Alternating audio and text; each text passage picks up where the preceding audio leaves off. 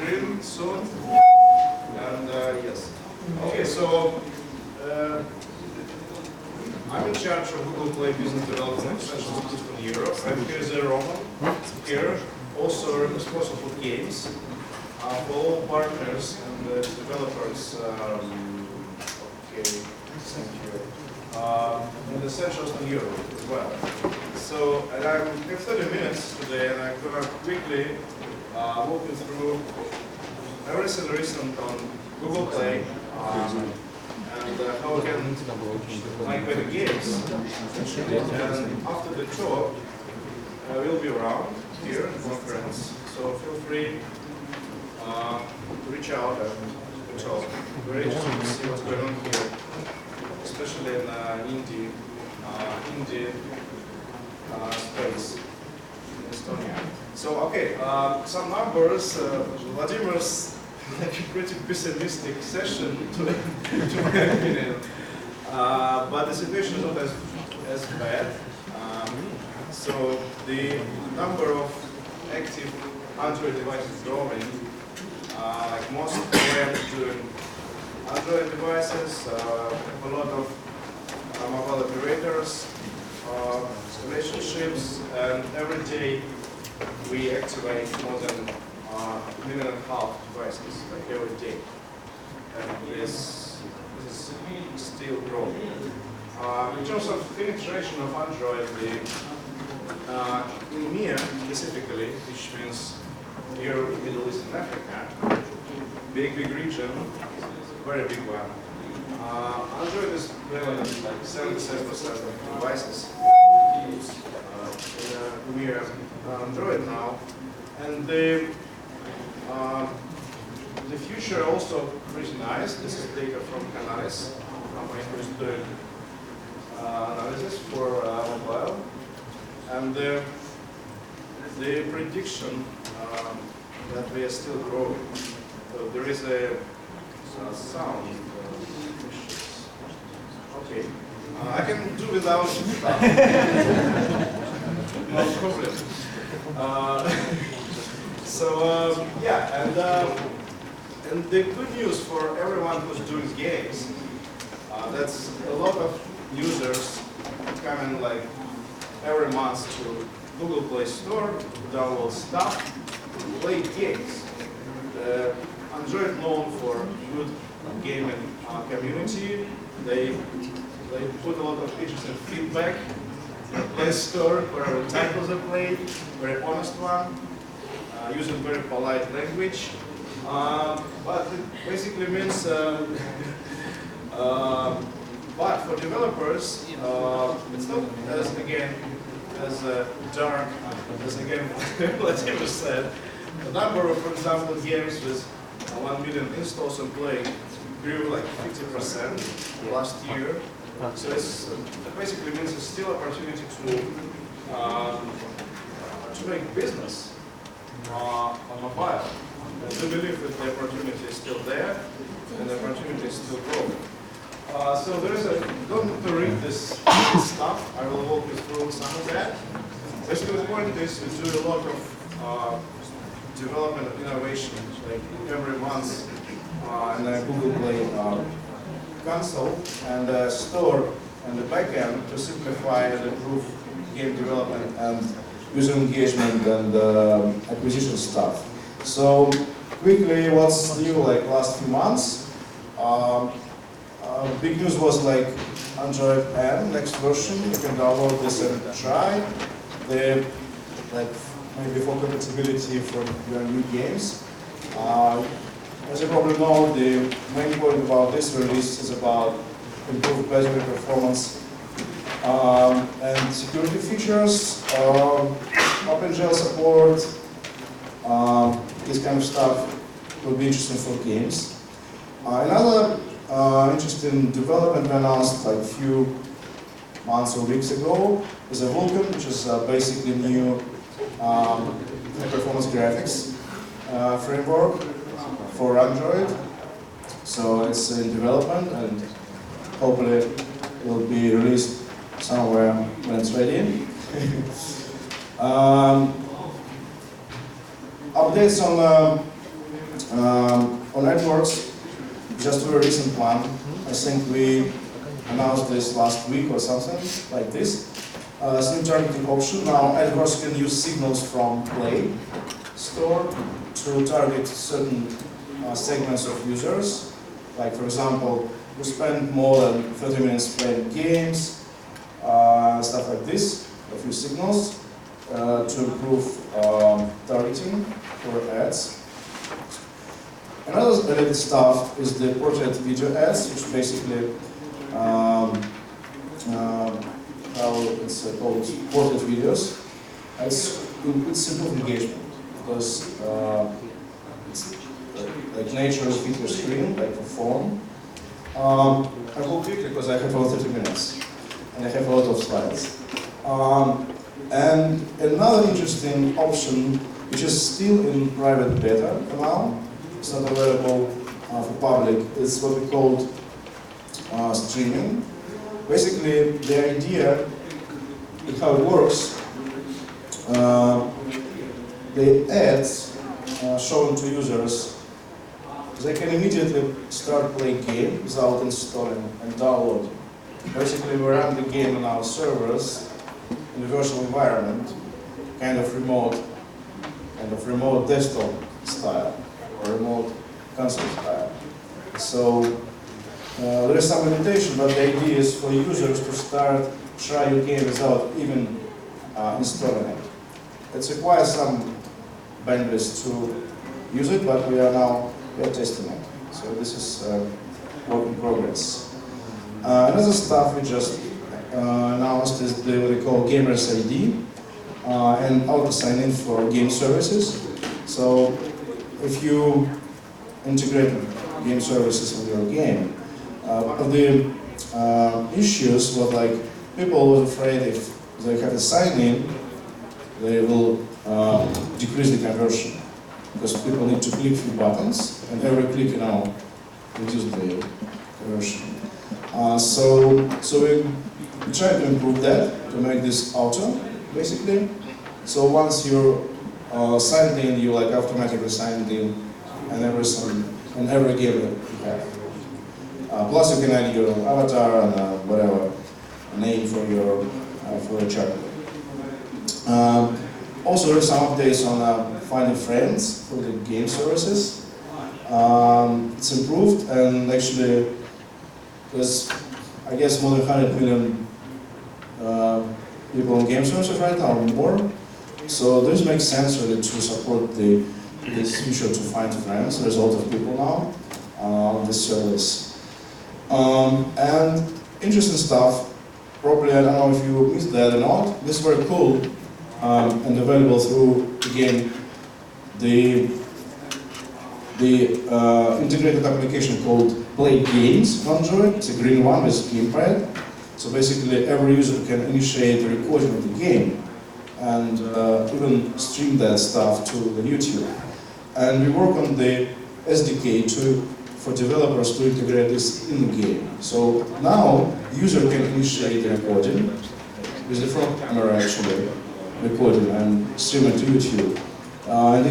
In the future, developers can integrate SDK to start the recording from the game.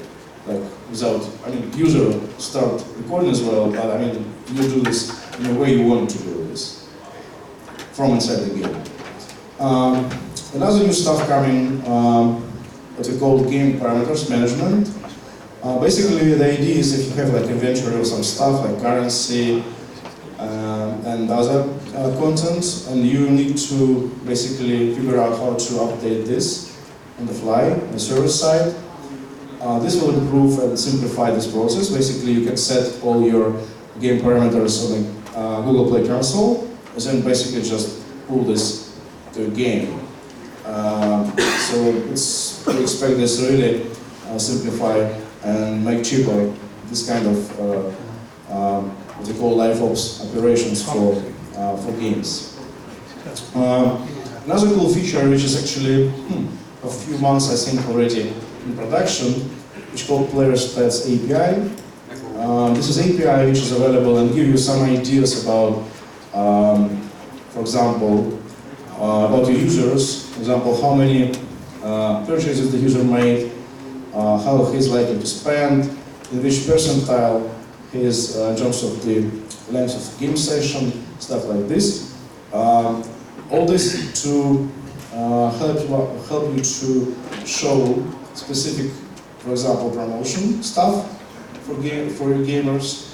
And we actually added new in the blue here, I think. So for example, you can now also predict if this user could be a higher spender than normal in terms of how much money he's going to spend on your in-apps, for example, or predicted spend for the next 30 days, stuff like this. So basically, this player API helps you to optimize targeting of in-game offers, events, and any content promotion updates you have in the game.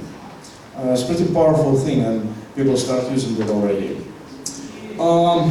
Some other things which is already in production or close to production status.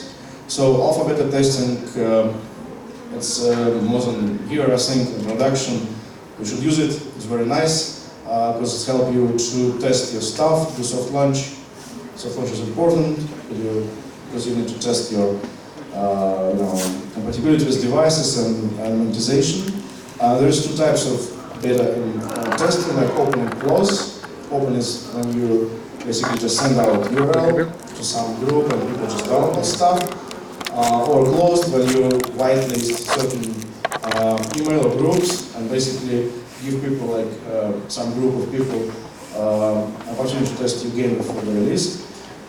Because it is one of the best that we have in a Google console, Play console for now, to help you to soft launch and test out this stuff. So really suggest to use that instead of just downloading APK, for example.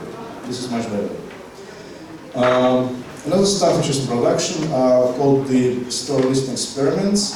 Idea is to basically A/B test your icon, your banner, your text stuff, and depending on how much later a user will download your game, decide which visuals you will use.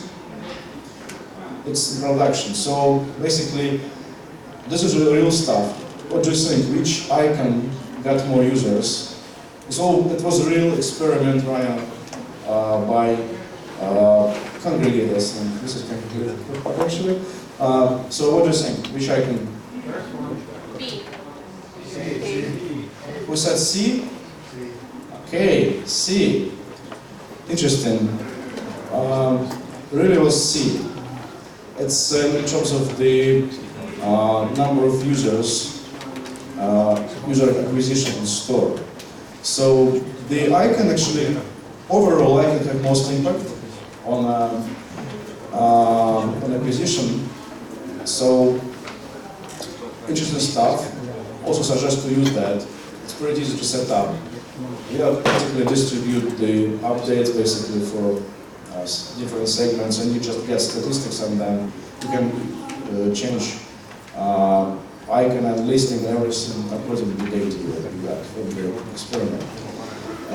Yeah, so chart is not really shown, but yeah, basically you can find the best engaging text, graphics, and icons using these experiments. Also run from the Google Play dev console. Other stuff interesting, which we highly suggest you to do, is to use local pricing for every country you basically globally. So we did it also there's statistics when you adjust pricing for for the level acceptable for the specific country, and also round these prices in a good way. We have time for another question or two. So when you answered the first question, you said that when you fill the form, you will reach, when the person fills the form, you will reach out to them So what does this automatically entail? Yeah, okay. So basically, when you fill the profile, we just have you in our system, and we have some context about you. For example, because we're asking about your plans a little bit, just like in a very short, like a short question, and then we have internal system like a CRM, which all profile submission kept in that system. And there is a team which constantly evaluate all submissions. And if they found this interesting in terms of content and potential, they reach out to you with some kind of email from alias like Google Play partnership team or something like this. That's what's happening. If they found this interesting submission.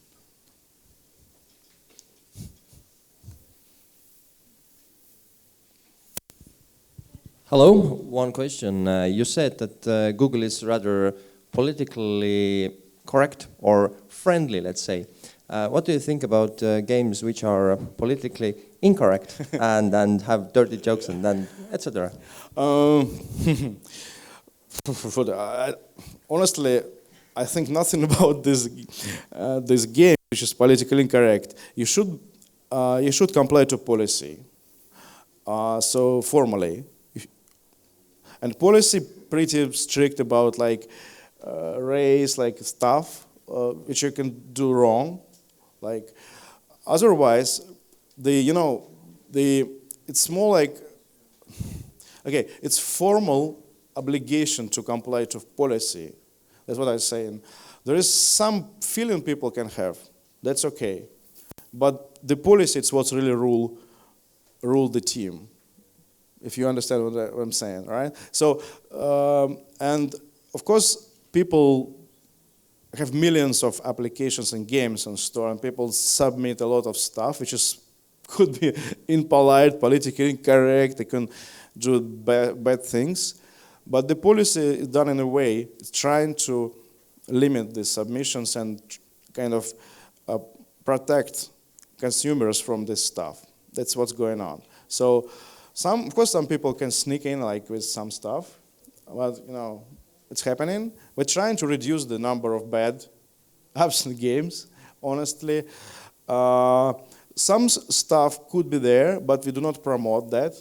For example, gambling, like social gambling, which called emulated gambling, when you cannot basically earn real money. It's called emulated gambling. We allow this by policy. It doesn't mean we necessarily go and promote this, right? That's a big difference between kind of allow versus promote, right? I have a feeling that the person who asked the question was hoping to do something politically incorrect. Yeah, me too. Me too. But you guys can discuss that afterwards. So, Dmitri, thanks very much. Okay, thank you. Thank you. And thanks for taking the time to come and speak to us. All right. Now it's my pleasure to introduce Olga Kes from Google as well. So